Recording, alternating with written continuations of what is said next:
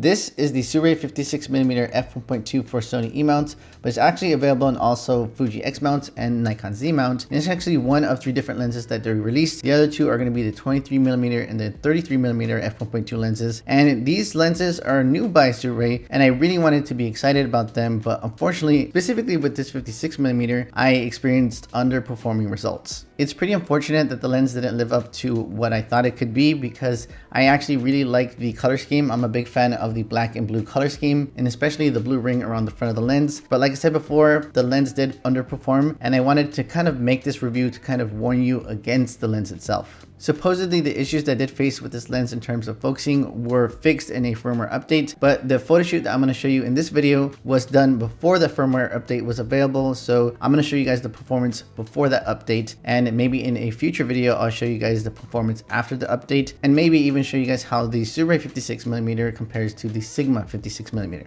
Before I continue, I do want to let you know that this video is sponsored by Adorama. Adorama is an industry-leading retailer that has been serving photography, videography, and audio customers for almost 50 years now. Their motto is everyone is a creator, and they do their best to unleash that creator within us all by providing us with the tools and expertise necessary to get the job done. I personally shop at Adorama for both the great deals on products I use and recommend, but also the great customer service on those products as well. If you find yourself interested in any product I talk about in today's video, check the links that will be in the description area below, and be sure to use those links if you decide to order. One thing I do want to state is that this is going to be a pre-production model that I did use, so there is some quality issues that could arise from this that aren't going to be in the final production lenses. But I do think that most of the YouTubers that I looked up online, I think I looked at maybe 5+ reviews on this lens, and we all experienced the same thing: the soft focusing or the focusing, and yet it wasn't focusing, the color fringing and different things in terms of like the lens flare. So I don't think this is unique to just my lens, but I just wanted to state that because this is, again, a pre-production and not final copy. I also want to state that I do feel like the build quality is totally fine in my opinion. It doesn't feel cheaply made. It actually feels a little robust. This was the front of the lens like I showed you. Here is the lens front, actual front of the lens. And I believe all 3 lenses in this lineup are going to be 58mm. So that's going to be the same for all 3 lenses. And here is the back of the lens. It has a USB-C port right there. You guys can see it for firmware updates. And it does have the electronic contacts for autofocusing, but no weather sealing gasket. The lens did come, of course, with a lens hood. So I do want to show you guys that as well.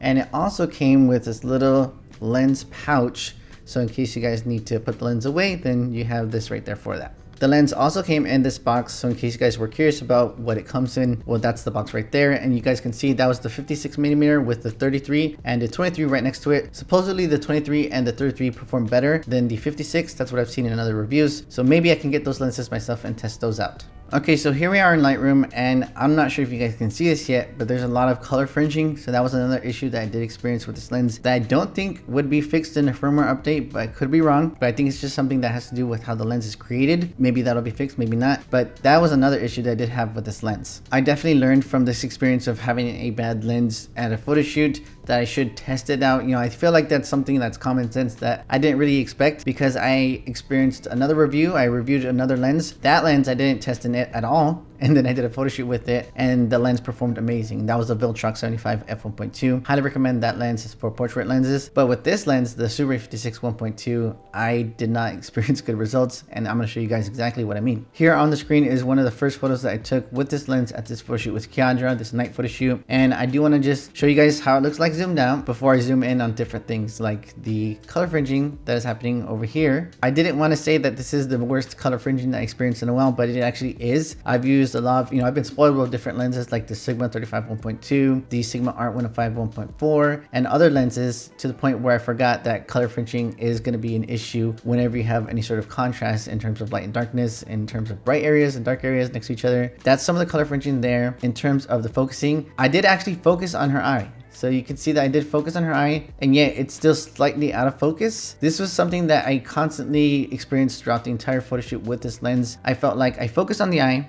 and yet when I would check the focus, because that's how I check my images, I always take the shot and then make sure the focus is good. I was actually focusing on the eye, and yet it wasn't getting the eye in focus, to the point where I felt like the lens was gaslighting me. I felt like I was focusing in the eye, and yet I was seeing a result as if I didn't focus in the eye. And it got so bad that I actually asked my niece, who was at the photo shoot helping record. I kept asking her, I was like, the little box, the little green box is actually focusing on her eye, right? And she would tell me, yeah. And then I would actually show her, you know, how I was focusing, and it was getting the focus on the eye and taking the picture. And the model wasn't moving at all. Keandra wasn't moving, and yet the focus wasn't getting the eye. The little green squares in her eye, right? Yeah. That means it's supposed to be on focus on her eye.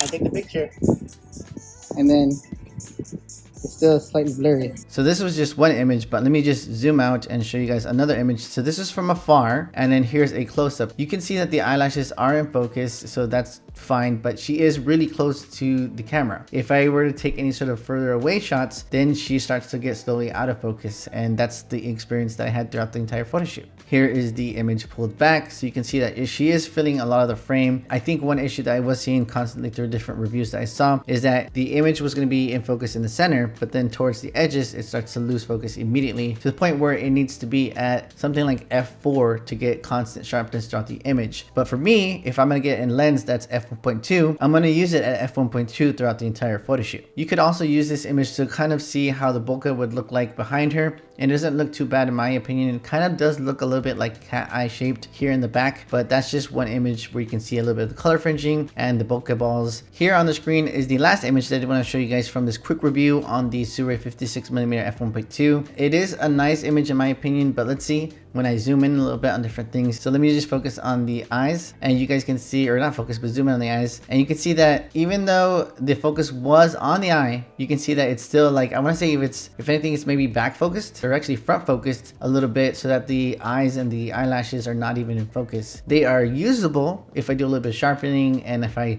make the image smaller for social media, it might look sharp, but the image itself wasn't something that I would say is sharp because the lens did fail me in terms of the focusing. So that was my experience as a photographer shooting portraits using this lens. I didn't experience results that I wanted, but maybe if you do any sort of video work, you will like the performance of this lens better. And in case you do want to get this lens, it is going to be $349, and I believe they did send me a discount code, and if they did, then I'll drop that in the description area below. If you guys are enjoying these lens reviews, the few ones that I've done so far, I think I only reviewed the Viltrox 75 f1.2, but if you guys want to see more lens reviews, then let me know and I'll go ahead and make those reviews for you guys. But for now, just enjoy the photos that you're about to see, the video and photos that you're about to see from this photo shoot with Keandra. I want to say one last thing to Adorama for sponsoring this video, because when they do that, it allows me to keep making free content for you guys, so definitely check them out. Can you see me shaking? Hear the sound of my heart breaking. Bless the soul that's aching, hoping I survive. The feeling lingers